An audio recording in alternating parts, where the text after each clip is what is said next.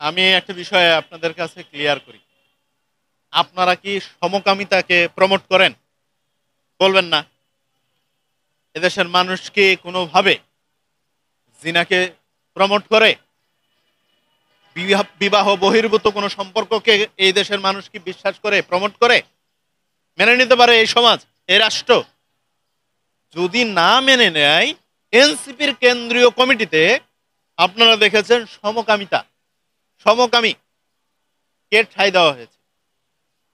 তারপর এনসিপি আবার দেখলাম এই যে বাউল আবুল সরকার, আওয়ামী লীগের আমলে আওয়ামী লীগের বড় বড় নেতাদের সাথে তার ঘনিষ্ঠ সম্পর্ক ছিল। আমি আরেকটা তথ্য আপনাদেরকে দিই। আওয়ামী লীগের নওফেল ছিল না, নওফেল শিক্ষামন্ত্রী হয়েছিল এই হারামজাদার সাথে। সরি, আমার এই কথার কারণে এই নওফেলের সাথে তার একটা ঘনিষ্ঠ সম্পর্ক ছিল।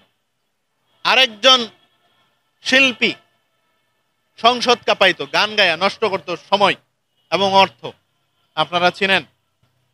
এমপিও হয়েছিল মানিকগঞ্জে, মমতাজ। এই মমতাজের সাথে এই আবুল সরকারের একটা অতপ্রত গভীর সম্পর্ক ছিল। এরা এমন ভাবে এই বাউল সম্প্রদায়কে গ্রাস করে খেয়েছিল, এরা রাজনৈতিক ভাবে ব্যবহার হইত, এরা ধর্মীয় সম্প্রীতিকে নষ্ট করার জন্য কাজ করে যেত। সেই আবুল সরকার খোলস পরিবর্তন করে এখন কি ভালো মানুষ হতে পারে? ভালো মানুষ হতে পারে? আপনারা দেখেছেন আরেকজন বাউল শিল্পী অভিযোগ করেছে, যদি আবুল সরকারদের বিছানায় অফারের পরে না যাওয়া হয় তাহলে তাদেরকে বাউল গান গাওয়ার সুযোগই দেওয়া হয় না। তাহলে এদের বিরুদ্ধে তদন্ত করা উচিত না? এদেরকে গ্রেপ্তার করে আইনের আওতায় আনা উচিত কিনা? অভিযোগ উঠেছে, আইনের গতিতে চালানো উচিত কিনা? অবশ্যই উচিত। তো সেই জায়গা থেকে একটা রাজনৈতিক দল, আমরা দেখেছি অনেক সুশীল সমাজ, এই যে মেঘমল্লা বসু সহ এরা দেখি আবুল সরকারের মুক্তির দাবিতে লাফাচ্ছে। আরে ভাই, তোমার আগে এই কনসার্নটা ঠিক করতে হবে। তুমি কি সমকামীদের প্রমোট করো কিনা? তুমি কি বিবাহ বহির্ভূত সম্পর্ক বাংলাদেশের এই সমাজে যেটাকে প্রমোট করে না সেটাকে সমর্থন করো কিনা? এটা আগে নিশ্চিত করতে হবে। আমরা অনেক বামপন্থী রাজনৈতিক দলের বিবৃতি দেখেছি এবং অনেক মধ্যমপন্থার রাজনৈতিক দল, সেকুলার রাজনৈতিক, সবাই দেখে এই ধরনের আবুল সরকারের মুক্তি চাচ্ছে। লজ্জা থাকা উচিত, আপনাদের লজ্জা থাকা উচিত। লজ্জাও আপনাদেরকে দেখে লজ্জা পাবে। আপনাদের মনে হয় বাড়িতে মা বোন নাই, যে কারণে এক নারী বাউল শিল্পী তাকে বিছানায় শোয়ার অফার দিচ্ছে এবং শুইলে তাকে গান করার সুযোগ দিচ্ছে। তা জানা সত্ত্বেও আপনি এই আবুল সরকারের মুক্তি চাচ্ছেন। আপনি কেন বলছেন না সঠিক তদন্তের মাধ্যমে দোষী ব্যক্তির বিচার হোক, যে অপরাধী তার বিচার হবে?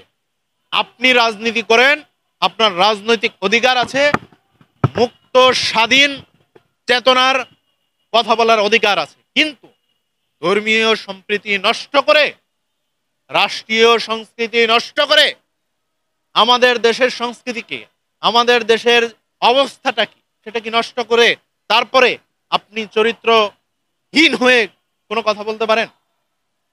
এরা আবার রাজনীতি করবে কিভাবে? আমার প্রশ্ন ওঠে।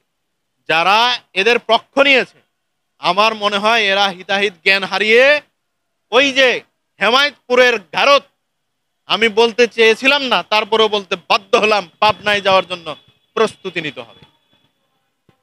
মনে হয় সেখান থেকে তারা ফেরত এসেছে। না হলে এইরকম দুশ্চরিত্রের মানুষকে, যে সৃষ্টিকর্তা কে নিয়ে কটূক্তি করে, যে ইসলামকে নিয়ে কটূক্তি করে, এই 92% মুসলমানের রাষ্ট্রে আপনি কিভাবে এই সংখ্যাগরিষ্ঠ মুসলমানের রাষ্ট্রের রাজনীতি করতে চান এবং তাদের ধর্মীয় অনুভূতিতে আঘাত আনা ব্যক্তির পক্ষ নিয়ে? আমার অবাক লাগে। আমরা চাই বাংলাদেশের সকল ধর্ম বর্ণের মানুষ আমাদের সম্প্রীতির বাংলাদেশকে অক্ষুণ্ণ রেখে, কোনো ধর্মকে কটূক্তি না করে, ইসলামকে কটূক্তি না করে, অন্যান্য ধর্মকে কটূক্তি না করে সম্প্রীতির বাংলাদেশে বসবাস করুক। সেই বাংলাদেশ আমরা চাই, আইনের শাসন চাই। কিন্তু ধর্মীয় দাঙ্গার দিকে ঠেলে দিবে, এই যে ধর্মীয় দাঙ্গার মতোই হয়েছে, হ্যাঁ, এইটার দিকে ঠেলে দেওয়ার কারণে এদেরকে কি আইনের আওতায় আনা যায় না? এদেরকে কি আইনের আওতায় আনতে হবে না? না হলে এই রাষ্ট্র, এদেশের জনগণ, এদেশের আকাশ বাতাস মাটি পানি আপনাকে ক্ষমা করবে না। আপনি আবার মুখে বুলি আওড়ান এদেশের জনগণের জন্য রাজনীতি করছেন। জনগণের জন্য রাজনীতি করতে হলে আপনার সকল ধর্মবর্ণের মানুষের উপর ন্যায় বিচার প্রতিষ্ঠা করতে হবে এবং ন্যায় অন্যায়কে আপনার মাধ্যমেই ফুটিয়ে তুলতে হবে। না হয় আপনি কোনোভাবেই জনগণের রাজনীতি করতে পারেন না। যে সকল রাজনৈতিক দল এবং ব্যক্তিরা এর বিপক্ষে অবস্থান নিয়েছে, তারা আগামীর রাজনীতি থেকে যেমন ব্যানিশ হবে, এই যে নির্বাচন, জাতীয় সরকার নির্বাচন, এরপরে তাদেরকে আর খুঁজে পাওয়া যাবে না, এরা হারিয়ে যাবে। ধন্যবাদ।